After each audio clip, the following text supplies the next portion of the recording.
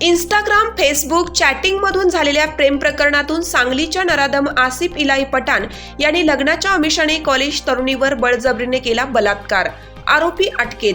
Shirol police ठाण्याच्या हद्दीत धनगुत्ती road, Kolhapur bypass road लगत वास्तव्यास असलेल्या मेहनती व्यावसायिक मुस्लिम कुटुंबातील एकुलती एक कॉलेज शिक्षण घेणाऱ्या मुलीस जयसिंगपूर व सांगली येथे हेअर कटिंग सलून चालवणाऱ्या सांगली शामरावनगर मधील आरोपी आसिफ इलाही पठाण या 30 वर्षीय तरुणाने मोबाईल, फेसबुक चॅटिंगद्वारे संबंधित तरुणीची ओळख वाढवून तिच्या असहाय्यतेचा फायदा घेत लग्नाचे आमिष दाखवून लाखो रुपये घेतले.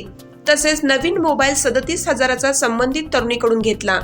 सदर घटना मुलीच्या घरी समजल्याने त्यांनी मुलीला समजावून सांगितलं, पण आरोपी आसिफ इलाही पठाण याने सदर तरुणीला लग्नाची फूस लावून घर सोडून पळून सांगलीला येण्यास सांगितले. ती तरुणी सांगलीला आल्यानंतर तिला आपल्या हेअरस्टाईल स्पा पंचमुखी मारुती रोड सांगली येथे ठेवून रात्री तिच्या इच्छेविरुद्ध कोणाला न सांगण्याची धमकी देऊन बलात्कार केला.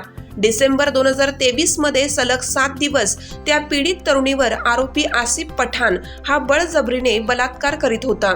दरम्यान सदर तरुणी सांगलीमध्ये आहे हे समजल्यावर मुलीच्या आई, वडील, भाऊ यांनी आरोपी आसिफ याच्याकडे आले असता आरोपी आसिफ इलाही पठाण यांनी थोडे दिवस थांबा, आपल्या घरी समजावून सांगून संबंधित तरुणीशी लग्न करून घेतो असे म्हटल्यावर सदर मुलीच्या कुटुंबियांनी मुलीला आपल्या जयसिंगपूर येथे घरी आणले.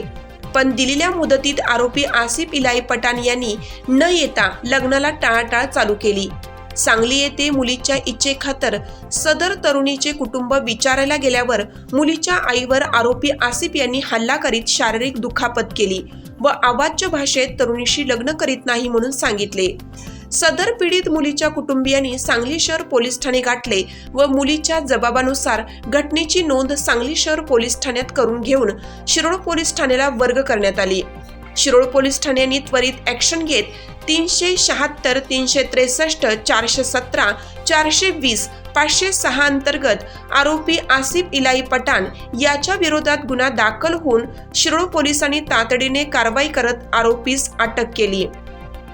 झालेल्या या प्रकारामुळे संबंधित तरुणी व त्याचे कुटुंबीय हातबल झाले असून पोलीस अधिकाऱ्यांनी त्यांना दिलासा दिला.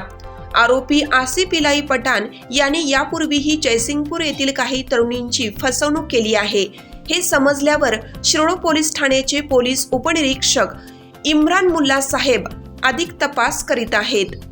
हिरकणी न्यूज करिता संपादक डॉक्टर प्राध्यापक गौतम प्रज्ञा सूर्यसर.